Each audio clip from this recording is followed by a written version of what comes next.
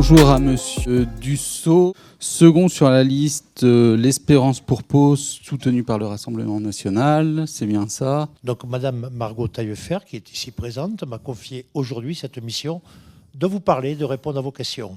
Eh bien, bienvenue. Donc je vous propose de commencer avec la première question. Quelle doit être la place des associations dans la construction des politiques municipales et quelles instances peuvent être envisagées pour permettre leur participation? La place, elle est essentielle. 35% de la population à Pau a moins de 30 ans. 30% de la population à Pau a plus de 60 ans. Ça veut dire que plus de 60% de la population est directement concernée par le monde associatif, parce que ce sont des parties de la population qui sont assez fragiles. Je ne veux pas dire pour ça que les autres ne sont pas, bien sûr, ne participent pas aux associations et ne sont pas concernés. Mais il y aura un effort particulièrement fait sur, je dirais, cet effort transgénérationnel entre la jeunesse et les seniors. C'est essentiel dans notre ville parce que c'est vraiment la sociologie spécifique de la ville de Pau. La seconde question, sur le soutien aux associations.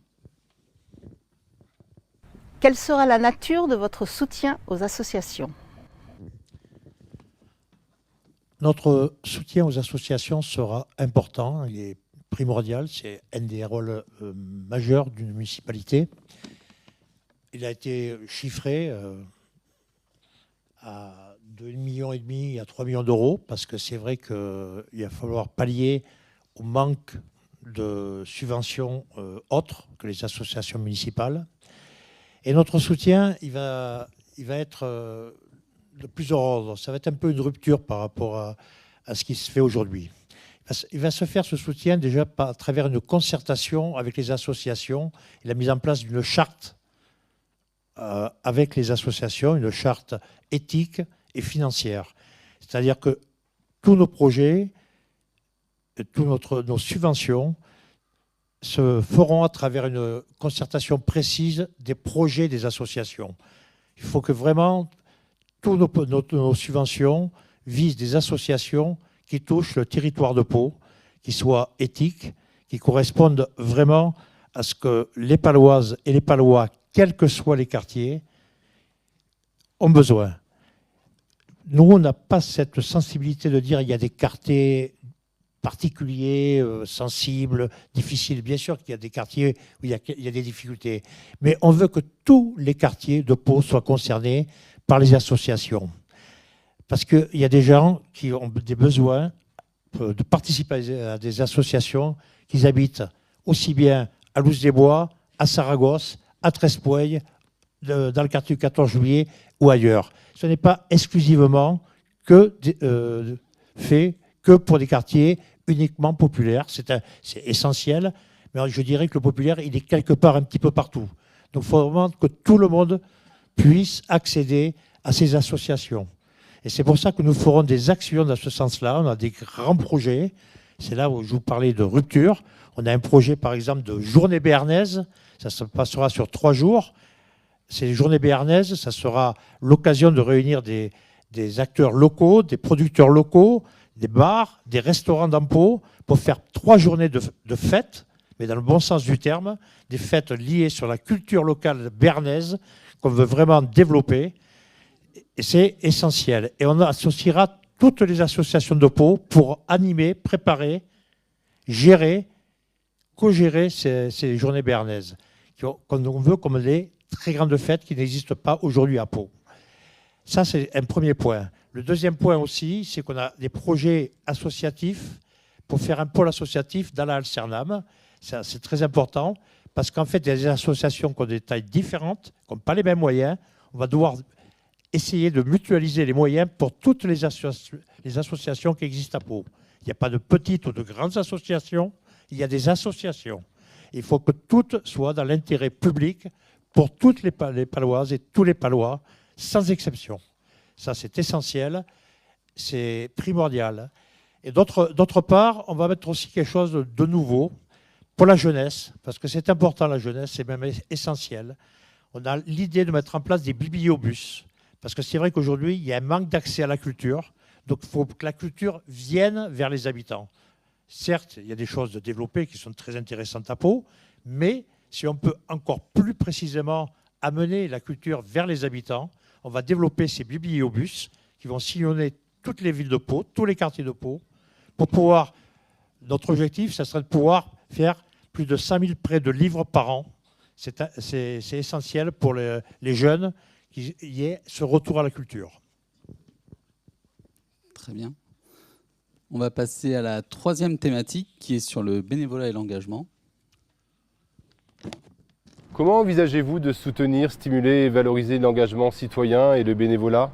Le bénévolat, je crois que c'est l'essence même de la vie d'une cité.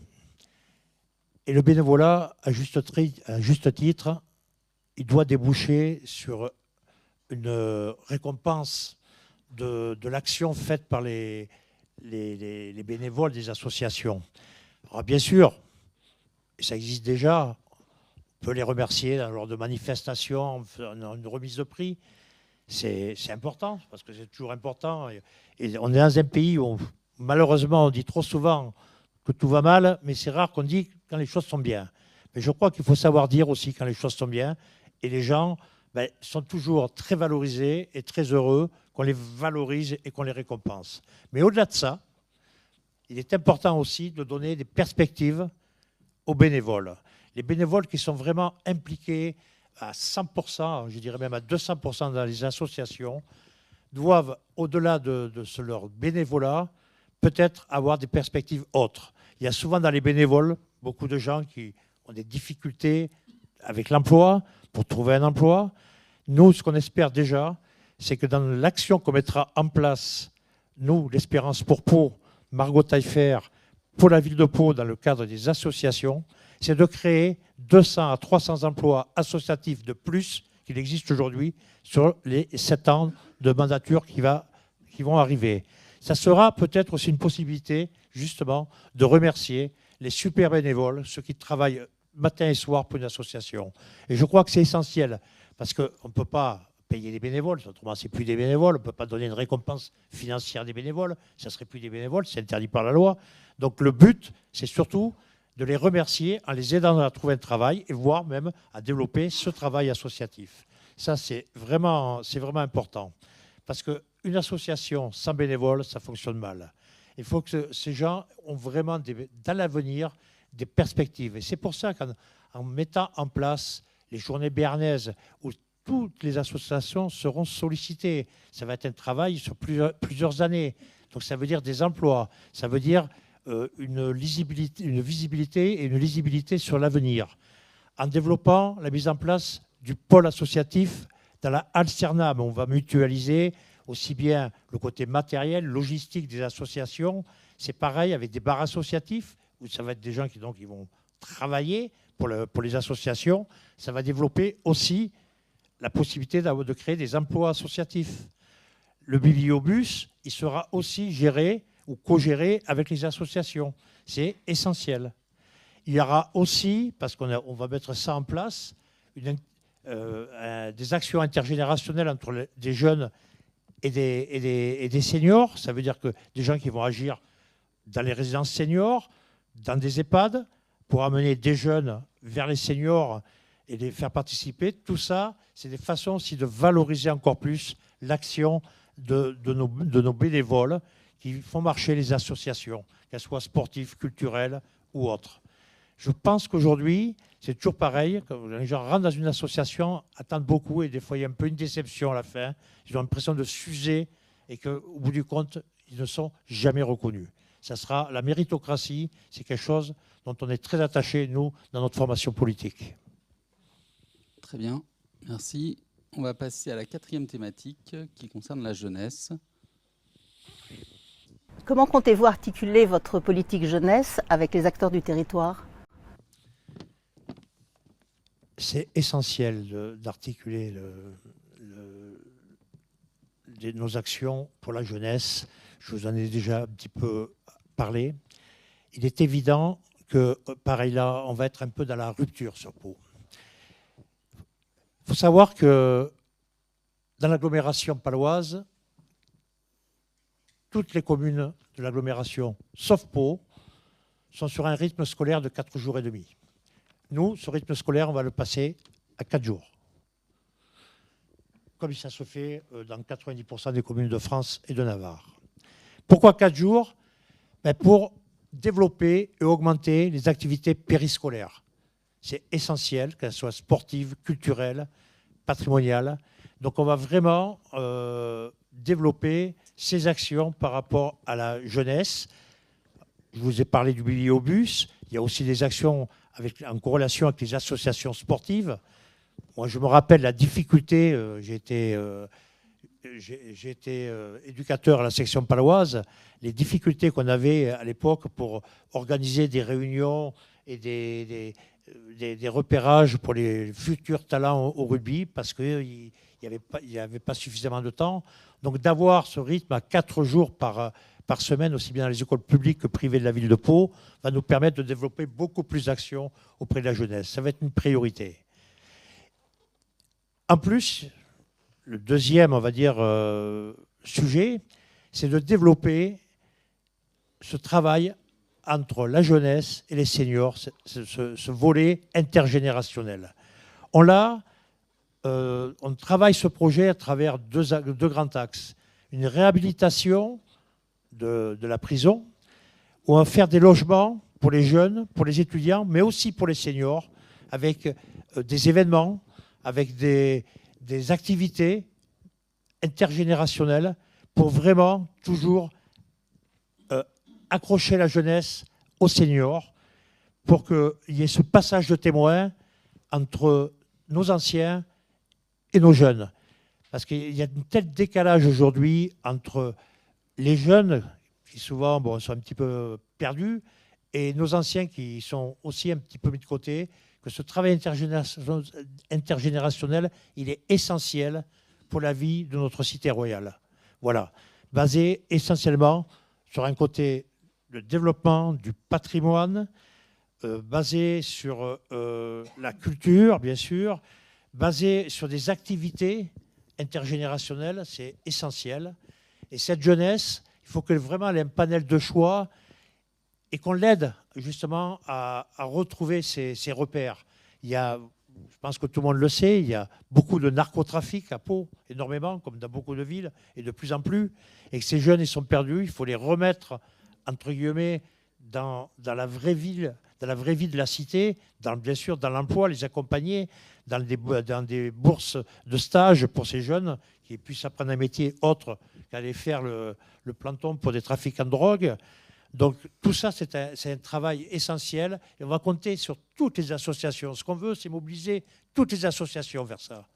On veut que notre jeunesse arrête de consommer de la drogue et pense qu'ils aient une offre qui soit vraiment essentielle pour pouvoir vivre avec un immense bonheur dans notre cité royale. C'est vraiment peut-être une de nos plus grosses priorités. Très bien. Je vous propose de passer à la 5e thématique, qui est celle de l'inclusion.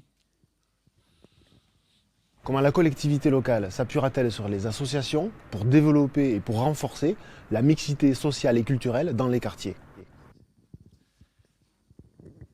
Ça, c'est pareil. C'est un point où on est très sensible. Aujourd'hui, et ce n'est pas du tout un sentiment ou une impression, il n'y a pas de mixité sociale aujourd'hui. Il y a des quartiers qui vivent séparément, avec leurs spécificités, et d'autres quartiers qui vivent dans un certain passé.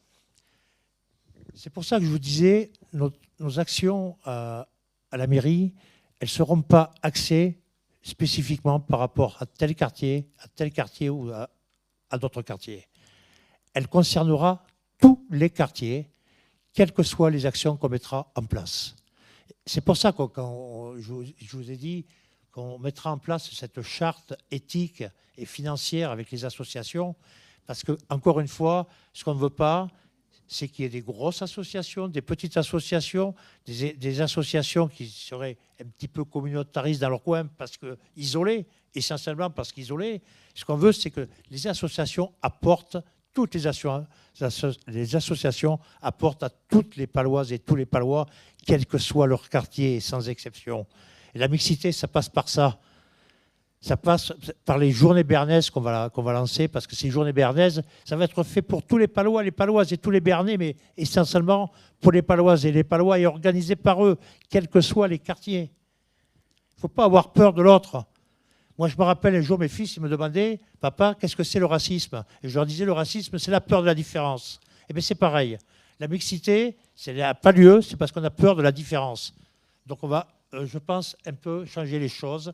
Et pour ça, il faut que ça soit organisé, cadré, parce qu'on ne peut pas faire n'importe quoi non plus, et que chaque association, et c'est normal, devra, entre guillemets, rendre des comptes à la mairie pour pouvoir travailler les subventions dont elle a besoin dans le cadre de projets communs. Mais on veut faire travailler les associations entre elles, pas les unes contre les autres. On ne veut pas qu'il se crée des associations en parallèle d'une autre qui ferait concurrence, et après, ça crée forcément des tensions, des problématiques. Et ça, c'est vraiment que ce soit à tous les niveaux, sportifs, culturels, musical, les associations pour les seniors. Moi, je rêve de cette cité royale qui retrouve en elle tout ce peuple de Pau dans la même dynamique, dans le même sens, pour développer vraiment une vie heureuse à Pau. Très bien. Et enfin, la dernière thématique qui est celle des transitions. Donc pour l'expliciter un petit peu, on parle de transition en parlant transition écologique, transition numérique, transition démocratique. Voilà, on sait qu'on vit une période compliquée avec pas mal de transitions. Voilà. Et donc je le précise parce que sinon la question peut paraître un peu sèche. Voilà, donc.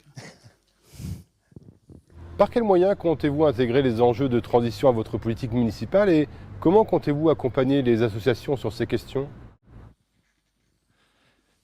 La question, elle est extrêmement intéressante.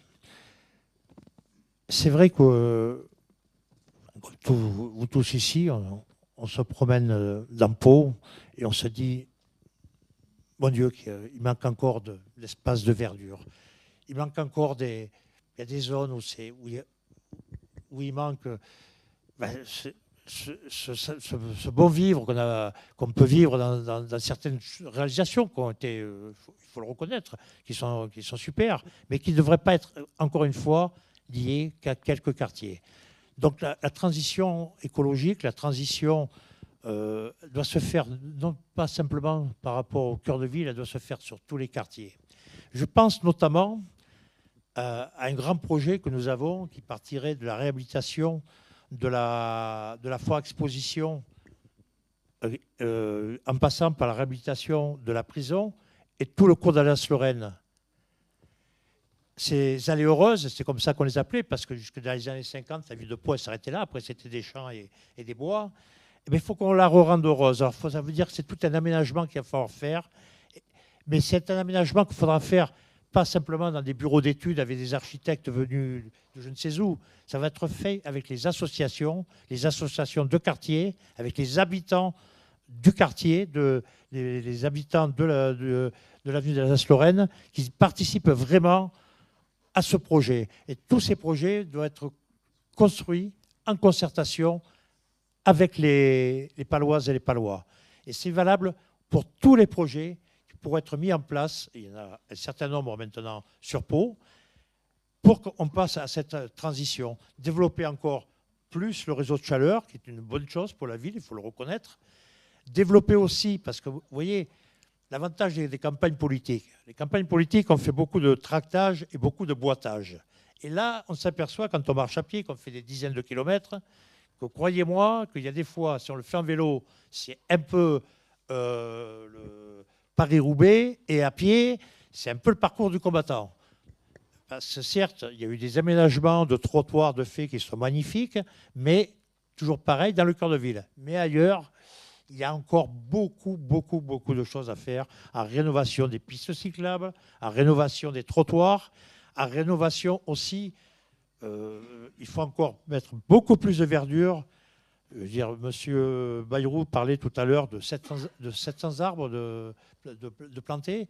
Il faudra multiplier ça par 5 ou 10 parce que c'est important qu'il y ait vraiment un maximum de verdure dans la ville. Et ça passera par un travail encore où il faudra associer toutes les associations, quelles qu'elles soient, sur des parcours sportifs un peu partout. Il y a des tas de projets possibles qui ne coûtent pas forcément beaucoup. C'est simplement de vraiment essayer de trouver, à travers les associations, à travers les Palois et les Palois, ceux qui peuvent le plus leur rapporter pour qu'ils se sentent encore mieux dans leur quartier, mais aussi dans leur ville, toujours. Merci. On a terminé cette phase de questions. On va passer sur la deuxième phase, qui est une phase qui est les propositions qui ont été travaillées par les habitants et les responsables associatifs. Et donc, l'idée, c'est que vous puissiez vous positionner. Est-ce que vous êtes en faveur de la proposition ou est-ce que vous y êtes opposé de manière succincte? Une petite phrase d'explication si nécessaire, mais l'idée, c'est qu'on respecte un timing limité. Donc, la première, c'est la création d'une instance dédiée à la vie associative locale. Ben oui, je pense que je vous ai parlé donc, de ce pôle associatif qu'on va créer à la Alcernam, qui sera un peu le cœur des associations qui vont avoir à disposition, donc des bureaux et tout le matériel, la logistique qui pourront avoir besoin. Très bien. La mise en place d'engagements conventionnels sur l'intégralité du mandat. Donc, voilà, c'est pas tout le temps très clair, c'est l'idée de la pluriannualité des financements. Pour les subventions, il est évident que la loi est faite ainsi, elles seront renégociées chaque année. Par contre, c'est sur les projets. Les projets, là, on va vraiment associer les associations à tous les projets sur l'ensemble du mandat. Au niveau subvention, c'est la loi qui l'oblige. On est obligé de le faire de façon annuelle. Très bien. Prioriser le régime de subvention et marginaliser celui de l'appel à projet. Donc, alors, c'est pareil, c'est une question un petit peu ambiguë parce que je dirais que ça va dépendre et des projets et des associations. Il y a des associations, c'est clair, qui ont besoin directement de subventions. Par contre, il ne faut quand même pas mettre de côté tous les appels à projets non plus. Ok, parfait. Développer des espaces supplémentaires pour l'accueil de la vie associative. Alors, je crois que vous y avez un peu répondu. Mais oui, ça on revient un petit peu à la première question par rapport au pôle associatif de la Cernam et au bibliobus aussi, hein, puisque ça va être dans tous les quartiers. La création d'un journal des associations. C'est une excellente idée, mais à partir du moment où c'est un travail concerté entre les associations et l'ensemble des associations et la mairie. Juste une dernière chose, ça me fait rebondir sur le fait qu'on va remettre en place un journal municipal avec une page dédiée à l'opposition, ce qui n'existe plus aujourd'hui. Ok. Création d'une action pour valoriser les bénévoles et leur engagement. Ben, les journées béarnaises et les créations de ces 200 à 300 emplois associatifs qu'on veut faire sur le mandat. Très bien. La création d'un fonds de dotation pour la formation des bénévoles. Bien sûr. Ok. Création d'un conseil municipal des jeunes animé par les acteurs jeunesse du territoire. Ok, mais si ça, encore une fois, c'est très bien de réunir les gens, mais il faut que ça apporte réellement à des projets et qu'ils soient réellement validés et suivis. Très bien. La création d'un observatoire local de la jeunesse copiloté par les acteurs du territoire. Bien sûr, tout à fait. Et enfin, créer des événements populaires qui valorisent la diversité culturelle. Les fameuses journées béarnaises. On a compris, c'est gentil. Merci à vous.